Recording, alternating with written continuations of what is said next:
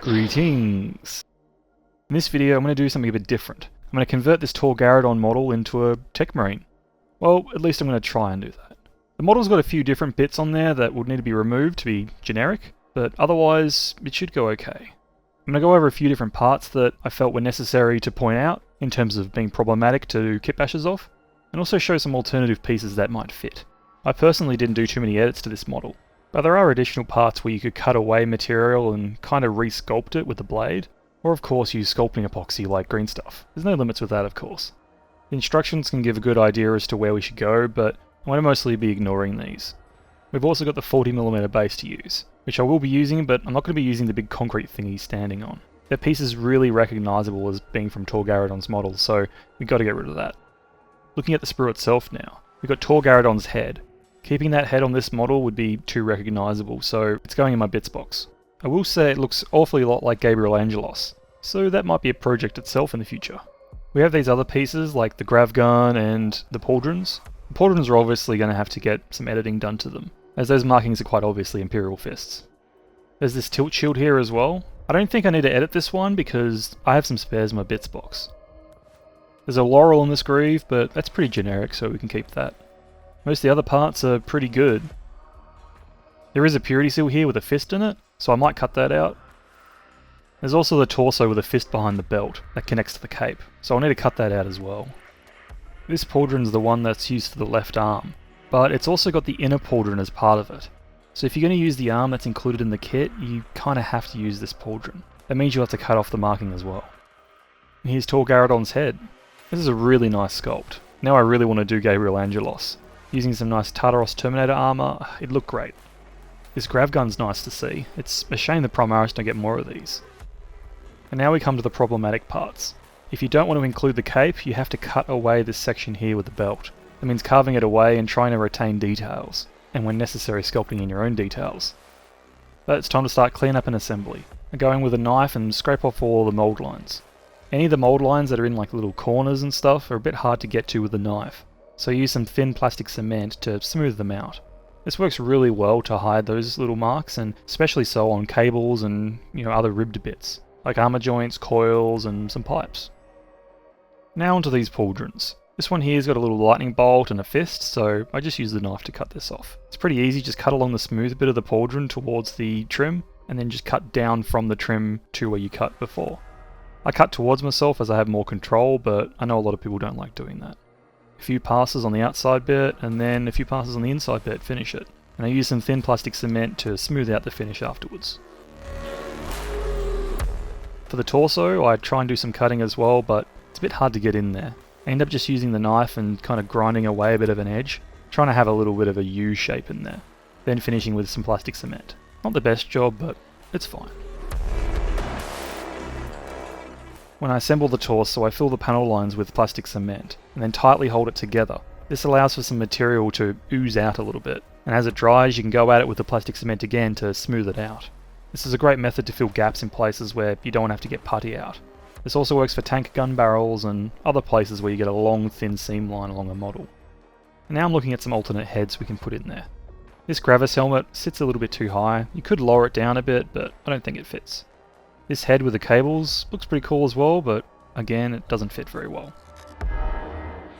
In the meantime, I assembled the power pack, putting the grav weapon on the back as well as a little sensor thing. I think it came out pretty good. I don't really want to change this anyway, so it works out for me.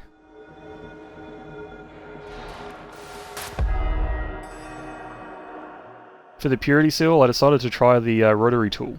Got this little screw ball thing that just cuts away the shape nicely, and I went in with the knife afterwards to dig out a bit of a sharper edge on them. Then I used the thin plastic cement again to smooth it out.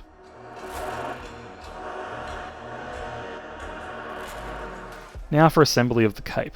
Like with the torso, I used a lot of plastic cement to fill the gaps and then held it together tightly. It took a while, but after it was done, I just smoothed out the edges again with plastic cement. I wasn't sure about the alternate arm either. I kind of wanted to have it a little bit different from the official model, so I tried with a heavy bolt rifle from the Heavy Intercessors kit. That didn't work out too well, so I tried one of the other arms here, but that arm was kind of just facing directly down. I couldn't get it to look right. There's this other arm here with a bolt rifle with no magazine. Looks okay, but I think having a bolt rifle and this massive power fist or disruption fist, whatever it's meant to be, I think it just looks a bit weird having two big weapons. Moving back to assembly, I put the massive power fist on, but it wasn't very easy to do so. Wrapping the cable around the cape was not very easy to fit. I think the instructions wanted me to put the cape on after the weapon, but I didn't think that would be a good way of doing that, especially with all the seams behind the arms and stuff. I don't think it's a good idea. I did end up deciding to stick with the original arm, though thankfully if you do want to switch it out, the cables that connect it to the power pack are only on the arm itself, so you don't need to do any additional cutting to remove that. Now for this tiny sensor thing. It's really fiddly, so I installed it off camera. Then I got out my bits box and looked at some of the unhelmeted heads I had. Found this head here that kind of looks like it'd be a Techmarine, so I tried fitting that in here. It wasn't fitting very well. I think the ears were a bit big, so I cut the left ear housing off.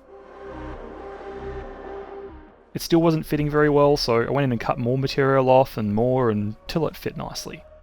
Then I positioned the head looking towards the lens, so that way his left eye, which is not bionic, is looking at the sensor light thing, and his right eye, which is bionic, is looking forward. So he's kind of got like a binocular thing going on. I think it looks kind of cool. I used this servo skull from the Centurion with Power Maul from the Horus Heresy range. When I assembled the Centurion for my own force, I just decided not to have it. I glued it onto the power pack with no modifications, but after the plastic cement fully sets, I'm going to go in and bend the cable so that he's looking in the right direction. Now for the tilt shield. This is obviously an Imperial Fist one, so I decided to just put it in my bits box for later. I might use it for something. And get out all the tilt shields in my bits box. I went with this one as it has a cutout towards the face, and it doesn't have a helping guide thing on the back. A lot of the tilt shields have little sections that connect onto a pauldron, so I figured I should use one that doesn't have one of those supporting bits, just so I can save them for other kit bashes. Moving to put this tilt shield on the buckle, it doesn't sit very flush there. The tilt shield that comes with the kit is meant to just sit on there, and with a tiny bit of glue it would stay in position. Pretty easy, just smooth it out and then apply the tilt shield. Now for the other pauldron. As I mentioned before, this pauldron has the inner pauldron on it as well, a bit that's kind of obvious with Gravis arms. Had I used one of the pauldrons in my bit box, it would have been floating a bit too much, and you'd notice it. So I cut off the marking in the same fashion that I cut off the other side, and then glued it on. And now for basing. I cut off the peg and glued him down by his other foot. That way I could slide in some pieces underneath the foot that would fit. I got the bits box out that I used for basing and tried to use all these random bits. Got these bits here from the old Assault Squad, I got this grate from the Sector Imperialis kit, but most of them were either too tall or too thin, and I didn't really want to modify these to fit specifically, because I could use them for something else in the future that would fit perfectly, you know. The battery pack from the Sentinel was a cool idea, but again it was too tall. The Grey Hunter's kit has this rock assembly, and it looks good, and I could have built it up, but I decided to go with the pillar thing from the Sector Imperialis kit. I had already painted this, but I decided to go back and clean it up a bit. I scraped down the mould lines and cut away tiny little bits so that it fit perfectly underneath his foot. And with that, the assembly was pretty much complete. I did go in and bend the servo skull like I said I would earlier. I did that the following day after the plastic cement had cured enough. At some point throughout this assembly I also drilled the grav weapon, but I didn't seem to record that. I didn't record the painting because it's Ultramarines and red. I've done both of them on the channel a heap, so we'll just skip to the conclusion. And here we have it! A Techmarine in Mark 10 Gravis armour, converted from Tor Garadon. I'm happy with the final result for this one, and while I feel like I could have gone further with the conversion, like cutting the cape away and replacing the arms completely, I liked what was there enough to keep them. The original model is largely unchanged, and although that's kind of a missed opportunity on my part, the Power Fist and Grav weapon were the main reasons why I was drawn to this kit for the conversion. I also didn't want the model to look like he's just walked through the bits box either. I often see conversions that end up looking too busy or somehow overdone. And with the replacement of the concrete block that came with the model, and the addition of the servo skull, I feel like the conversion changes the silhouette enough to no longer be confused with the original model. And I think that's what makes a good conversion.